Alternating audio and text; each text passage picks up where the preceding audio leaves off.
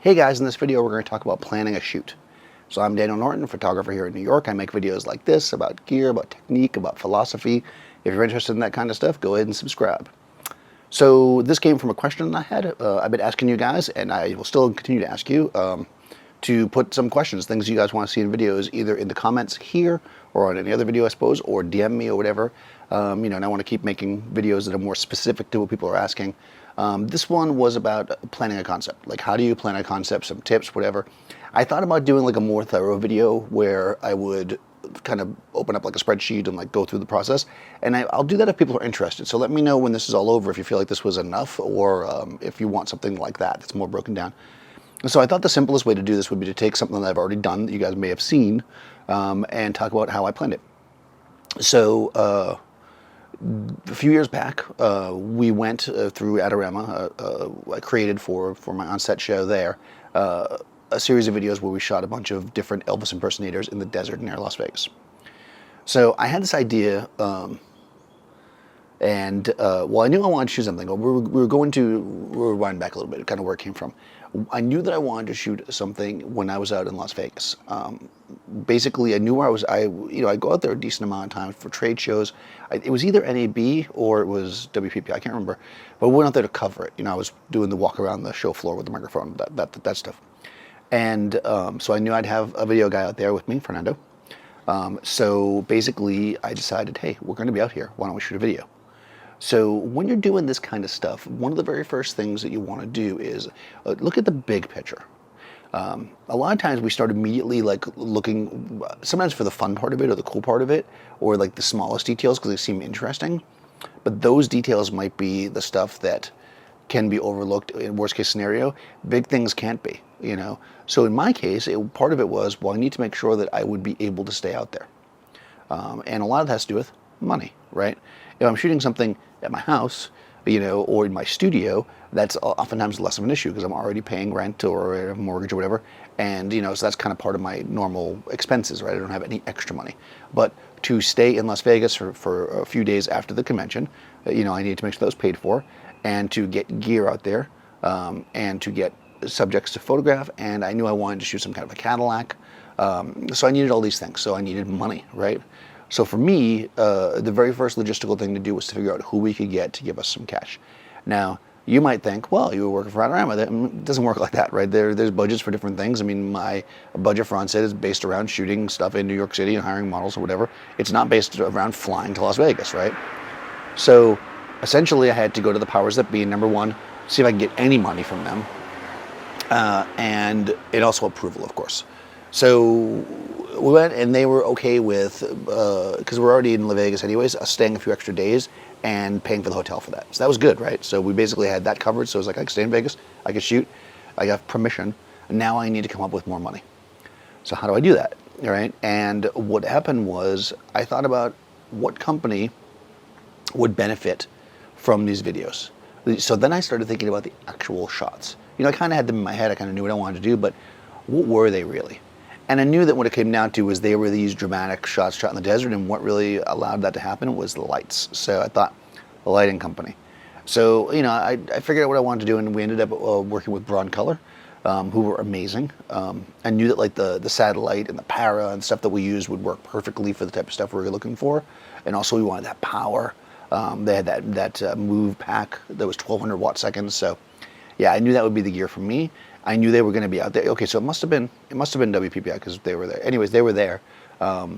So I thought, well, okay, you can definitely. At first, they were like, well, we can give you equipment. And I was like, okay, that's fine, but I got to pay Elvis's, blah blah. And we started talking more about it, and then they gave me some money, So I was like, right.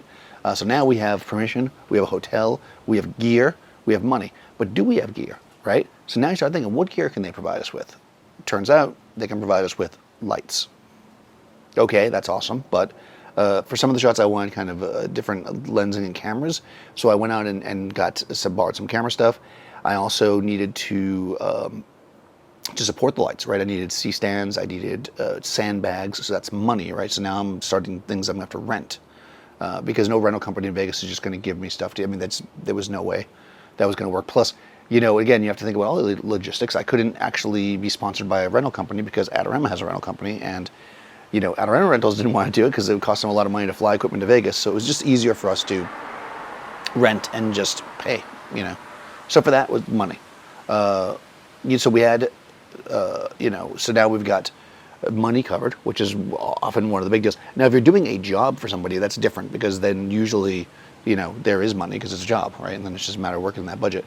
Here we had to come up with money. So once we had money and we knew what we had, next I started looking for the obvious thing, which is the Elvises and the car.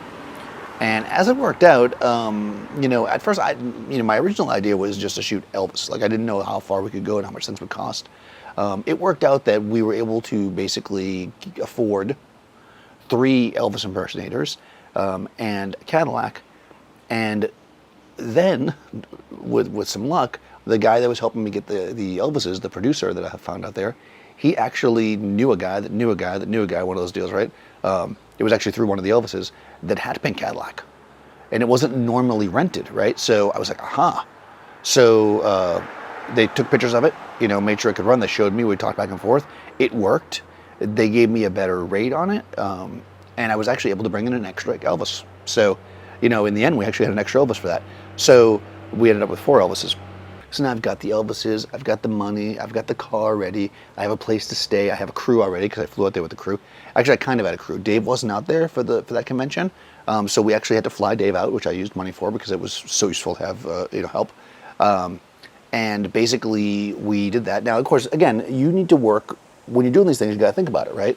Like, I could have hired a photo assistant in Las Vegas, and it would have been cheaper probably, but in the scheme of things, working with your own people is generally worth it. So, I decided it was worth my budget to fly Dave out. Okay, so other things, right? We got to think about all the little things now. We got food, we got water, we got a power inverter to charge things. We need to make sure that everybody can. We even looked into renting walkie-talkies, depending on what we were going to do. In the end, we didn't need those, but we put it in the budget. We thought about all the various things we might need because we didn't know we were going to be in the desert, right? Possibly we wouldn't get a cell signal. Who knows, right? So once we had all those things factored in, a lot of which we were going to get in Vegas, I jumped online, I looked for stores that we could get things so we knew where they were relative to where we were so we could plan our schedule, right? And the other thing I looked for was where we could shoot. Now, I know that sounds like maybe I should have done that at first, but I knew I was going to shoot in the desert, near the road, whatever. We could have done it right on the side of the highway, basically, for some of the shots, because we had some ideas. But we wanted to make sure we were as secluded as possible. We were going to be setting up lights. So I looked for places that we were allowed to set up. I looked at the rules as far as what you're able to do, and I got the proper paperwork when needed.